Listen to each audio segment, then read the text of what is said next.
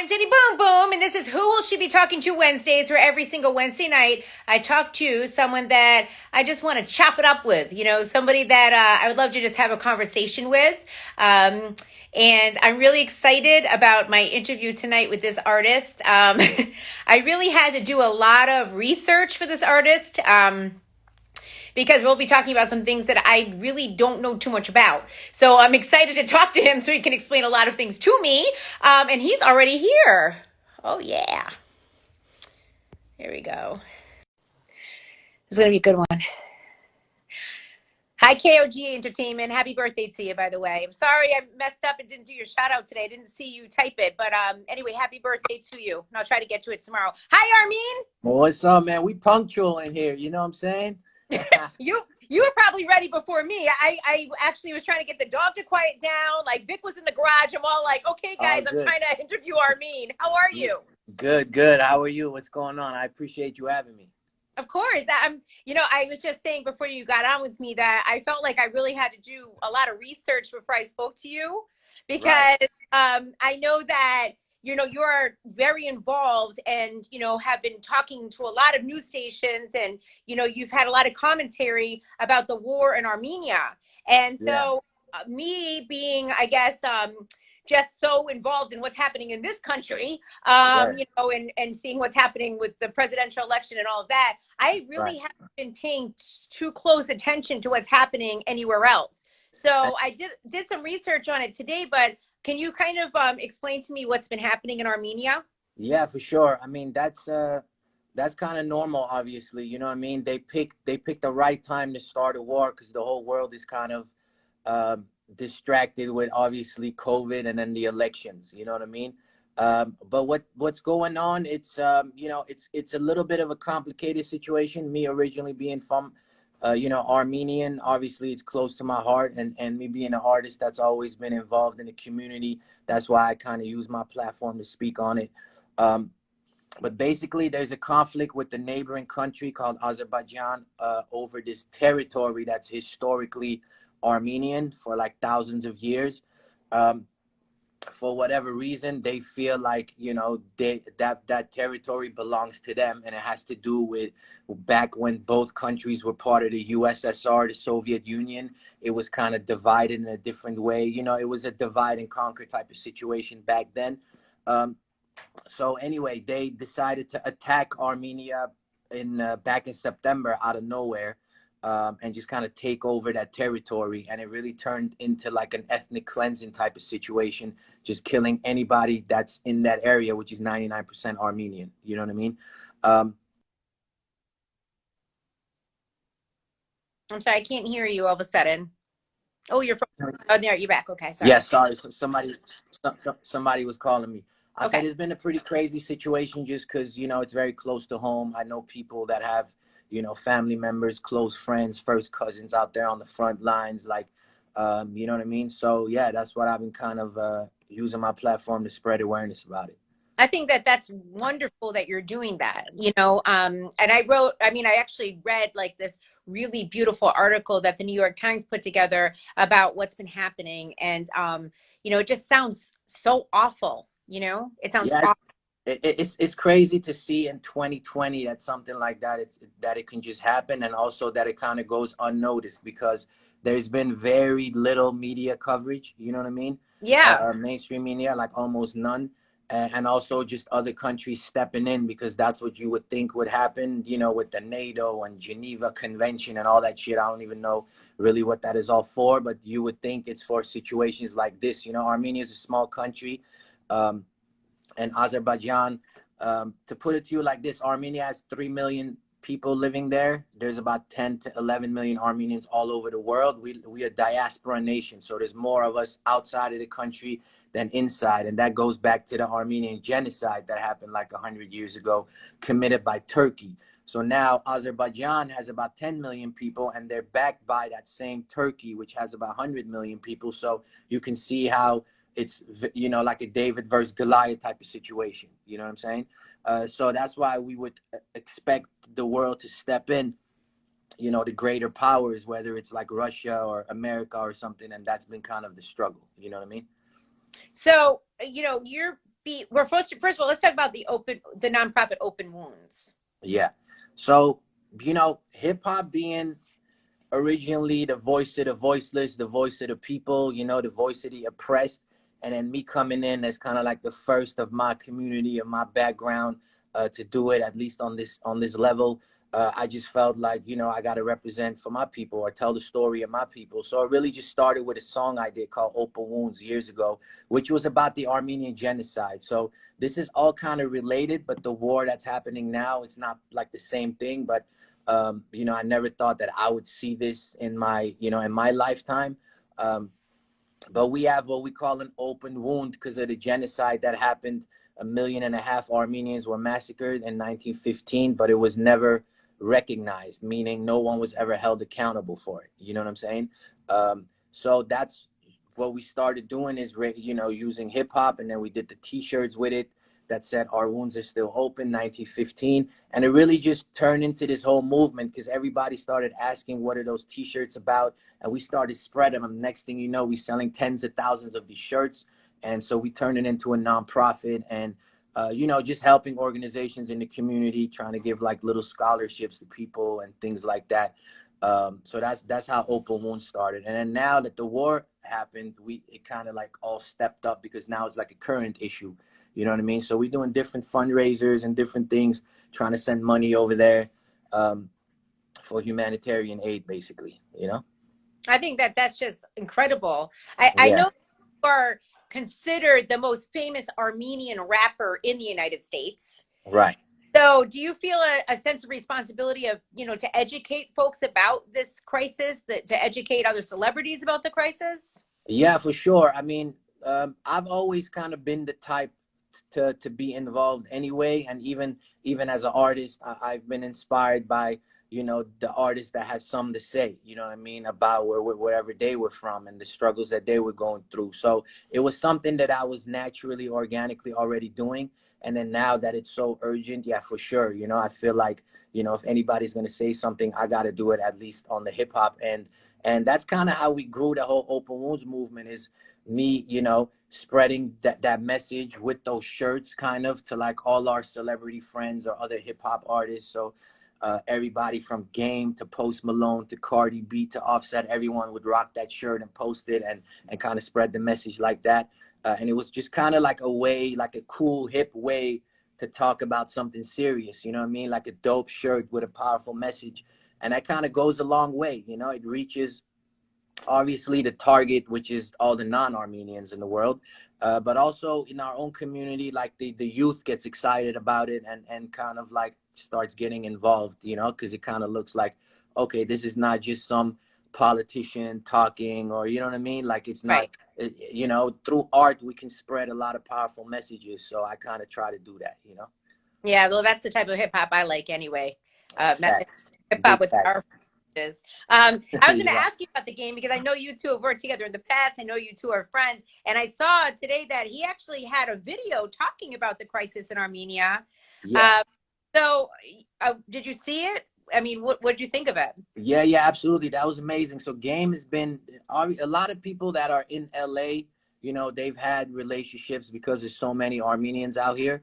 They're a little closer to the issue than outside of LA, I would say, So Game is one of those people that knows a lot of Armenians, and I've been knowing him for many years. He was the first big artist to ever like embrace me on any type of level. And we did a song back in like, I want to say 2013. That was the first time. And since then we've done a couple more. And he was also the first big artist to like wear that shirt and post it. You know what I'm saying? He was the first one. So again, when this happened, yeah, he just made that little video and he actually sent it to one of my close friends. And, we just started posting it and it went crazy. And then a few other people started posting about it. But, it's because it seems to be a political issue, even though it's not. It's literally like ethnic cleansing, which is nothing political about that. But some people are hesitant, about speaking up. So we really do appreciate when people like Game do speak up about it. You know what I mean? Yeah. I mean, I know he has been friends with the Kardashians for a long time too. So of Sure. course, Kim Kardashian especially has brought a lot of attention to this crisis. Absolutely. Yeah. Yeah, they always, as a whole family, they always, you know, obviously they have the biggest platform in the world, and they definitely use it. They've been talking about it every year, kind of about the Armenian genocide already, and then now when this happened, for sure, they, you know, Kim has been posting about a lot, Chloe as well. So Yeah. So talk to me about the Armenian MC Cipher, which, by the yeah, way, I thoroughly enjoyed. appreciate that. So that was actually something I started a few years ago, about 6, 7 years ago. It was one of those things where, you know, there's a lot of like young MCs in our community that's kind of trying to do it, and some of them more committed than others, you know what I mean? And one day I had the idea of, this was kind of around the time where ciphers was really a thing on the internet, you know, and I was part of a lot of these ciphers, like on the Cipher Effect or Team Backpack and things like that. So one day I decided, I'm like, yo, why don't we just do one? It kind of shows unity within our community, and at the same time it shows the world like, yo, we can really rap too, you know what I mean? And we can compete with the rest of the world. So, and then when we did it, it really became like a really successful thing, obviously, especially in our community. And then I made it like an annual thing. But then Right. the challenge was, every year I wanted to get like new people, and I felt like if they're not good enough, you know, because at the end of the day, it's not that many Armenian rappers in the world, you know what I mean? I felt like if they're not good enough, then I don't want to do it. So the last one I did was 2016. But since then, I've been getting hit up like, this is kind of like a fan favorite type of thing. So people always been hitting me up about it, like, yo, when you gonna do another one? And then when this war happened and the crisis back home, I just felt like, yo, there's no better time than now. You know what I mean? Right. So we Good just, one. yeah, so we just kind of did it a couple weeks ago and dropped it, and the response has been pretty crazy. So, So, I mean, I know you're originally from LA. yep, You haven't lived in Armenia, right? no, never. Have lived in other places like Amsterdam and the Netherlands. Talk Yeah. to me about, because you have lived in so many different places. What are the hip hop scenes like in the other places that you have lived? So really, I've only lived. So I was born in LA and I was raised in Amsterdam. I'm originally Armenian, but like I said earlier, Armenians are spread all over the world. You know what I mean? Right. So my dad's side of the family lived out there. My mom's side of the family lived in LA, and that's kind of how that happened. Then my pops passed when I was only one, but my mom decided to like kind of stay over there. So we grew up over there, and then when I was 18, I moved back to LA. So, but yeah, young as a young, like I would say middle school, high school, I got really into hip hop. You know, I don't know if you've ever been to Europe, but I'm sure you heard that. Have it. I dream. I hope one day I will Really? make. Okay. Okay. Well, the hip hop scene in Europe, like they really appreciate the culture a lot. You know what I'm saying? I would say kind of more than here. It's just almost like more special to them. You know what I mean? When they see artists. And that's kind of how I grew up, like just really with a passion, like purely for the culture. You know what I'm saying? And that's why I'm such a fan of like, you know, like the icons and the legends, and I'm that kind of hip hop fan. So, because that's kind of how I was raised, you know? Yes. And I When you feel like, yeah, growing up in Amsterdam, did you see, like, what shows did you go to? um, I went to like Wu Tang and like Nas and like Fugees and like, you know what I mean? A lot of 90s and early 2000s stuff. Yeah. Eminem and Dr. Dre. Yeah. Nice. So, you know, the earlier Eminem, and like, yeah. So, um, yeah, hip hop, Amsterdam has a very like core hip hop culture. You know what I'm saying? And I Yeah. feel like most of Europe does. A lot of the OGs, they can still go tour in Mm-hmm. Europe, and make a lot of money, and maybe they, you know, in the United States, they might not be able to as much. You know what I'm saying? So that just kind of shows how they think about it over there. Yeah. And speaking of Wu Tang, I know you worked with Wu Tang. You have a record out with Method Man. I know you've worked with Yeah. Method Man a lot in the past, and you have this new record, Circus. So congratulations. You've Thank worked you. with a lot of really legendary people. Aren't mean like, Yeah. who were you just when you were able to get that feature or were asked to be on that album? Who were you so extremely excited about working with? All the ones you just named. First of all, I appreciate all the research you did. You seem like you know your shit. Uh, yeah, Wu Tang is definitely one of those ones, like just like a childhood dream, kind of. You know what I mean? Like when I was growing up, I had this like older family friend. So when I was like maybe 10, 11, he was like in his 20s, and he would see how much I'm already into like music, and like and mainly into like rap music, and then he would kind of like guide me, you know. So he introduced me to like the Wu Tangs and the Wow. Nas's and the Tribe Called Quest and all that. So that's kind of how I fell in love with it. Meth specifically being, if I had to pick, was always kind of my favorite. And yeah, I kind of just met him at a couple shows that I opened up for him, and slowly he started like embracing me and showing me love. And then I also met DJ Mathematics, which is like their DJ, you know, and Hmm. slash producer. So a few years ago, they did an album called The Saga Continues, Yeah. and Mathematics produced that with RZA. And one day, Mathematics just hit me like, "Yo, I got this song." He's like, "Meth did 24 bars on it. I got an open verse on it. You want to jump on it?" And I'm like, "Of course." Like, you know what I'm saying?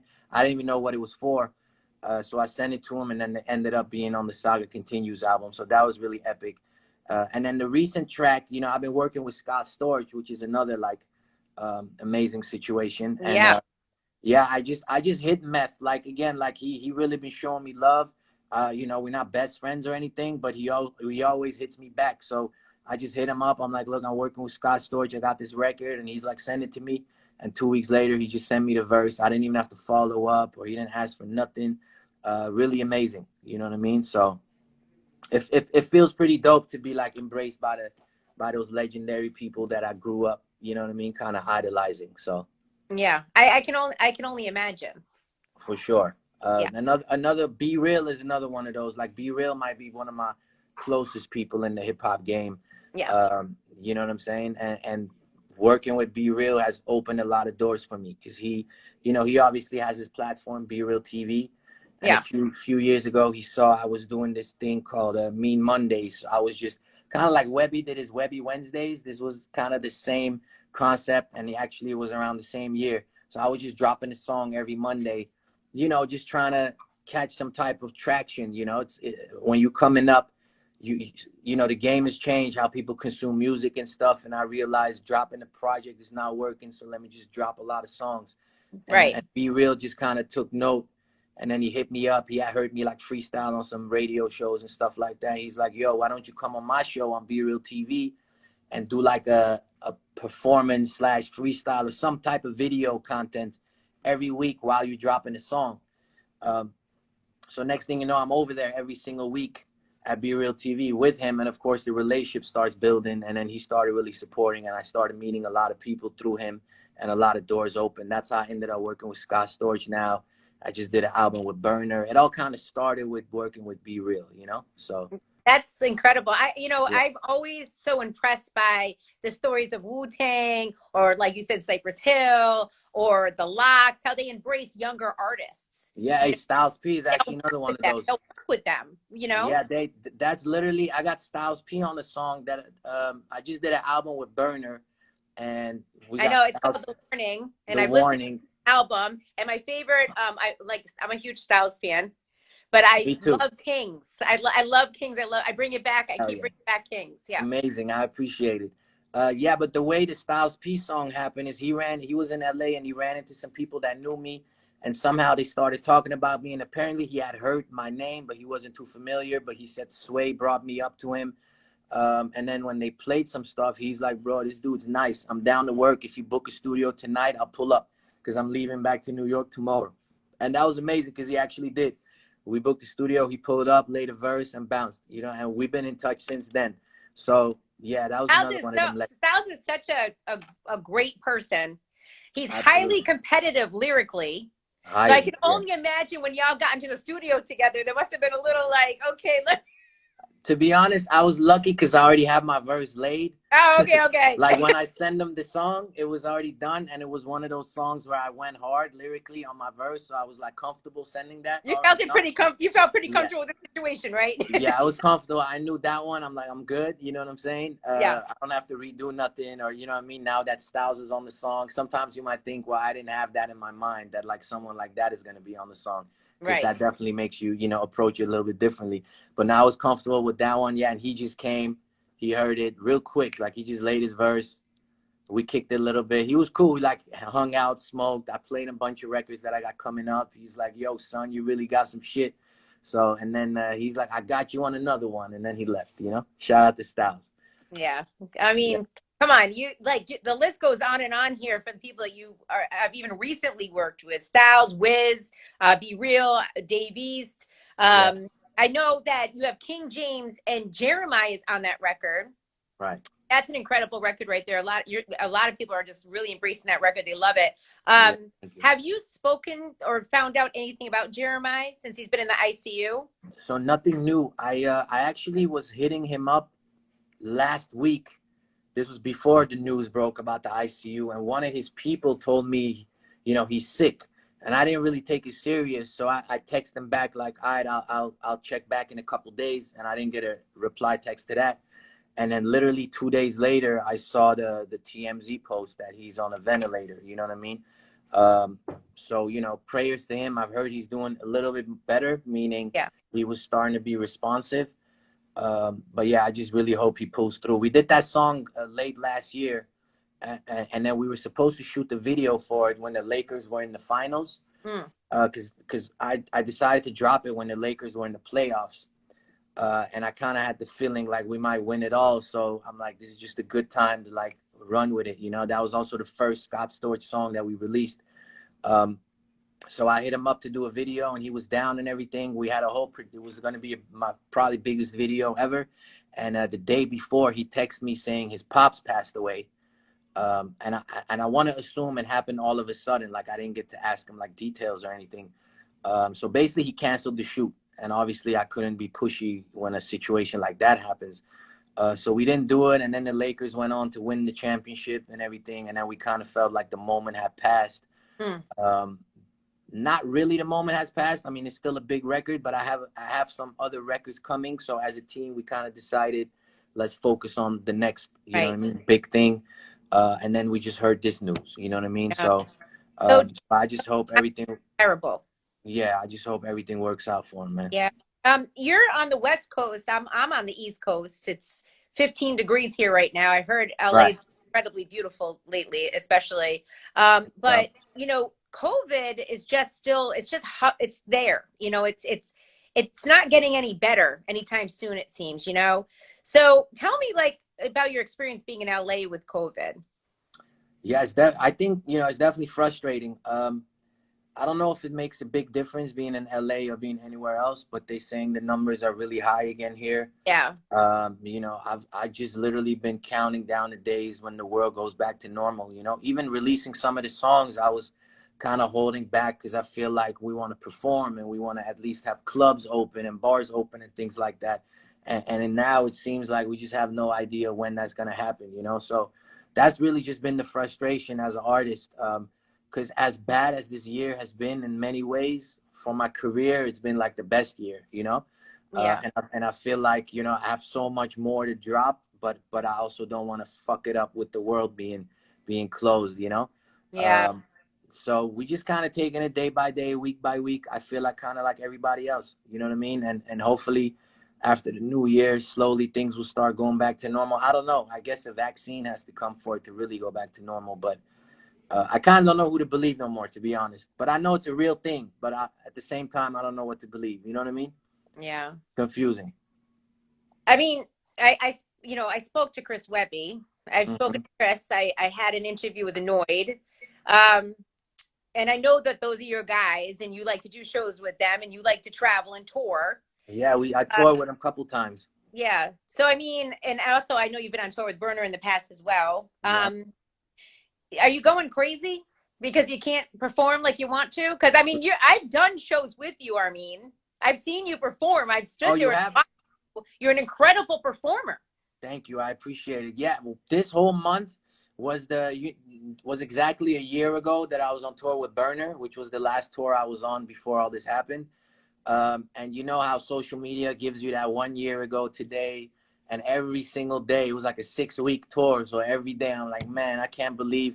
And I'm talking to my tour manager here, like, bro, last year we were in Detroit today. Last year we were in, you know what I mean, Seattle today. And it's just frustrating because there was so much, you want to be out there as an artist. Like, that's what we do it for. We want to put out the music and then we want to go touch the fans and hit that stage. So, I feel like when it comes back, hopefully it'll be extra sweet. You know what I mean?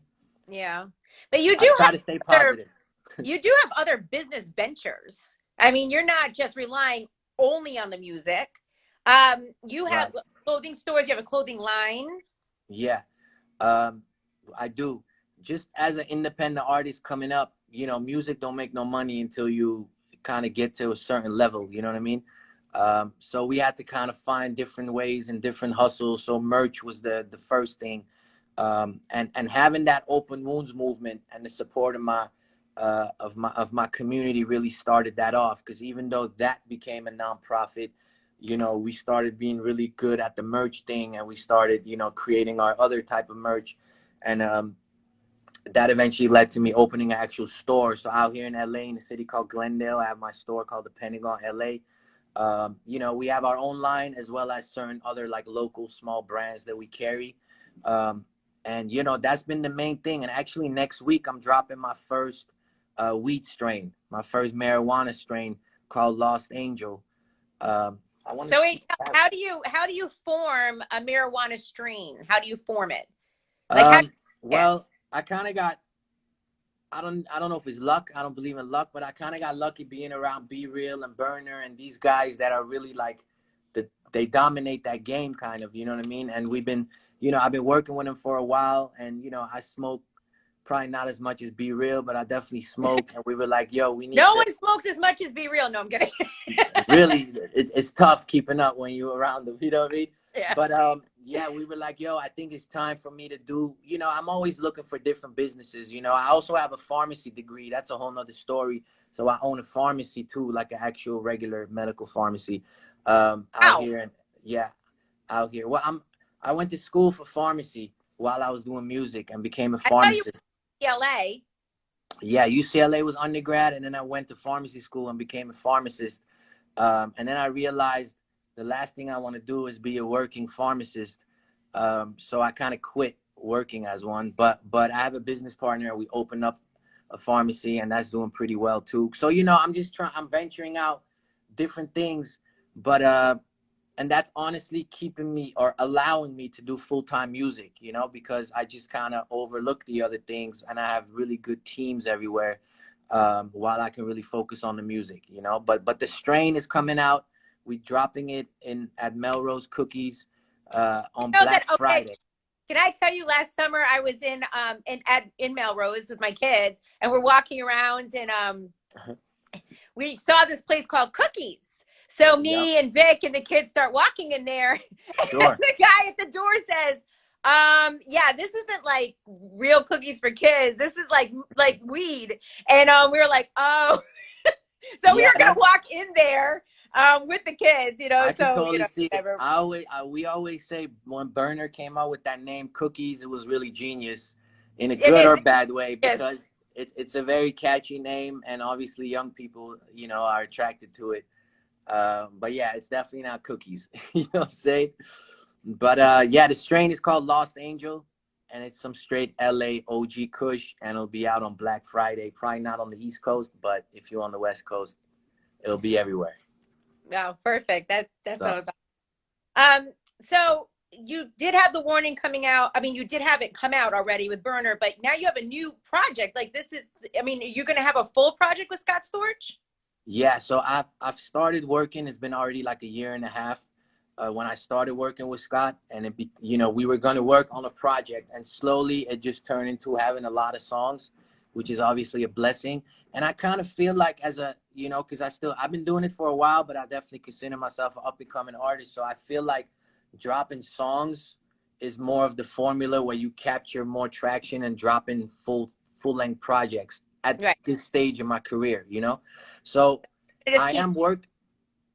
I'm sorry.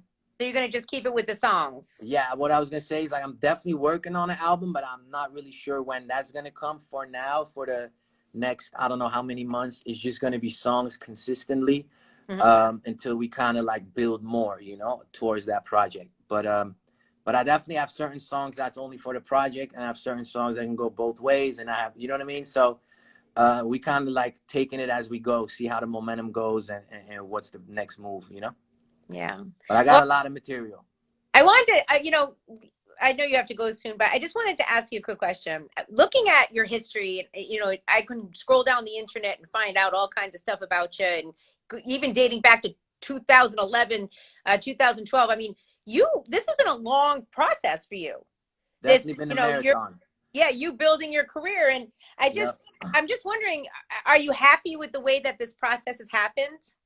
you know, when you're going through it and things take very long, sometimes it gets really frustrating. You know what I mean? But then now, the last, I would say, couple years, when a lot of amazing things been happening, like I really wouldn't have wanted it any other way.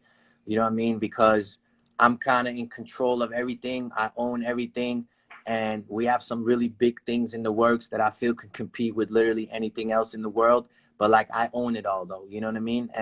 And it wouldn't have been like that if I hadn't taken the long road. You know, I always really looked up to Nipsey Hussle. That's why I say the marathon, because the marathon mind state, I always kind of had the same approach. You know, I have my store and I'm active in my community, and you know what I mean. And even the music, I always, you know, I was always scared giving up my masters, even when they're worth nothing yet. You know what I'm saying? Right, right. So yeah, it's been taking a long time, but I feel like sometimes the harder the road, the sweeter the victory. So I'm happy where I'm at for sure. I feel like you're in such a great place. Now, is this what it's going to be for you, you think? Or if that major label comes and offers you a certain amount of money, will you take that deal? Um, if a major label comes and wants to own everything and sign me like a regular artist gets signed, I just don't see that happening. Unless, I don't know, some crazy amount of money. You never say never, but I just don't see that happening. But if a major label comes with some type of partnership where, you know, they can lift it to a whole nother level, and, you know, we have some type of split that makes sense, you know, nowadays I feel like there's no one way to do it. So it all just depends on how the partnership and how the business is structured. Yeah, you know, I'm open to options for sure. So we'll see how that I'm goes. so happy for you. I appreciate it. I really do. Thank you. You're such a business person, and that's really important to know what you're doing in this business, because otherwise you may be taken advantage of. Yeah, and believe it or not, when I started doing this music thing, I was the opposite of a business person. You know what I mean? I was one of those guys that just want to do music. I just want to be an artist. Just tell me where to be at what time. I don't want to talk to nobody. I was mad antisocial when I was younger. You know what I mean? Super introverted. And then slowly it was like out of necessity. I realized like ain't nothing happening if I'm not out there. You know what I mean? Ain't nothing happening if I'm not finding some type of way to make money. So really it just slowly I kind of, you know, became this person. And I have I found the people around me to make me this person. I have a lot of business people around me at this point, and it's pretty inspiring to see young guys, early 30s, driving like Ferraris and shit. I'm like, bro, like that's what I'm trying to do, you know. Right. And it's just inspiring to see how they did it. So makes you work harder to get there too. You know what I mean? Well, Armin, thank you so much for talking Thank to you. me. I really Thank you. I've learned so much today about you and everything that you got going on, and I wish you nothing but the best of luck. And hopefully, I'll see you again very soon. Hopefully, things will get better, and you'll travel to the East Coast, or maybe I'll get back Or out to you the come time soon. you come to LA, we'll go to Cookies. You know what I'm saying? I have to. When I finally get to meet Burner, I'm going to tell him that story, and he's going to probably think like, "Oh my God!" But seriously, Absolutely. we're walking in there, like, we're just, you know. Absolutely. Appreciate you, Jenny. And let me shout out Chris Fury one time real quick for introducing us. And of course, Webby and the whole team. I love those guys. And they've done a lot for me too. So much love to everybody. Well, first thing you got to do when everything is over is book a tour with Chris Webby, because man, he's going crazy staying at home. He's got to get out of his house. The Webby tours were some of the best times of my life for sure. Yeah, That's yeah. what he lives off of. You know, he drops music and goes on the road. Then he comes home for a couple months, goes back on the road. I can only imagine for him. Yeah, for sure. Yeah. Well, thank you so much, Armin. I wish you the Thank best. you. Thank you. Much love. Appreciate Okay. you. Take care. Bye. All right, so that was Armin right there. If you missed any of our interview, of course, you can check it out on my IG at Jenny Boom Boom TV. It will also be up on my YouTube, Jenny Boom Boom TV. Thank you so much. It's Who Will She Be Talking to Wednesdays, every Wednesday night at 7 o'clock, where I just bring somebody on that I want to have a conversation with. And I had the best conversation tonight with Armin. I love talking to him. Do not forget, every Tuesday at 7, I do Small Business Tuesdays. So if you have a small business or know someone that owns one, just hit me up in my DMs and give me the info, and we'll get in touch with you. Okay? Take care. Have